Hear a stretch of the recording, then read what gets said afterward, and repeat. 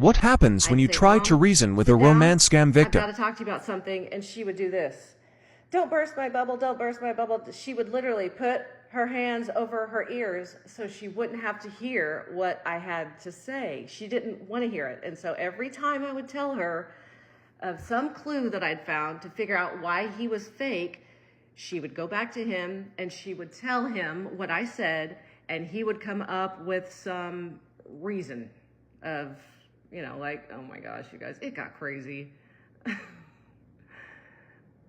He was supposed to come for Christmas one year, and he had a diamond mine in Turkey, and he couldn't come because he ran into emeralds in the diamond mine. And so, but I think back, how many times, I wonder, did my mom actually show up at the airport? I don't know. She's not alive for me to ask her.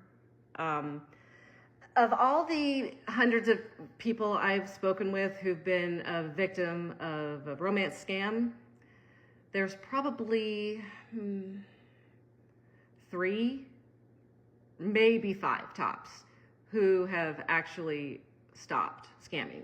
So when I hear from someone who has been a victim of a scam but stopped and has, tried to get their life back together, gone to bankruptcy court or whatever, I tell them they're a success, and they're like, "How can I be a success?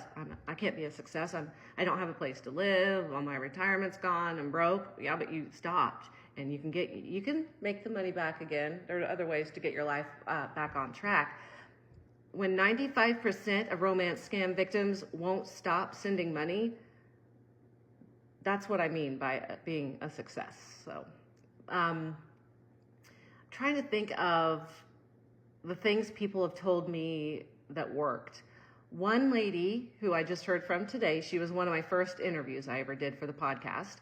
She lost everything she owned, had to claim bankruptcy. It wasn't until she went to bankruptcy court and the bankruptcy judge told her, "This was a scam. You've been scammed. Do not do this again. I do not want to see you back in my courtroom," that she said, okay. That's what got to her. That's what got through to her. Now, my mom, we had an FBI agent talk to her. We had every family member talk to her. Nothing worked. I do have one family who held an intervention, and that didn't even work at first until eventually, several months later, that victim came to her senses and decided she wasn't going to send any more money. And then she reached out to me and told me that she finally stopped. And I said, "What made you stop after, the intervention was several months ago, and even that didn't make you stop?" And she said that she had a child who came down with cancer, and it kind of smacked her into her senses, like, I'm being ridiculous. This is where my attention and money needs to be going, is to my children who, my child who is battling cancer, and not some guy I've never met before.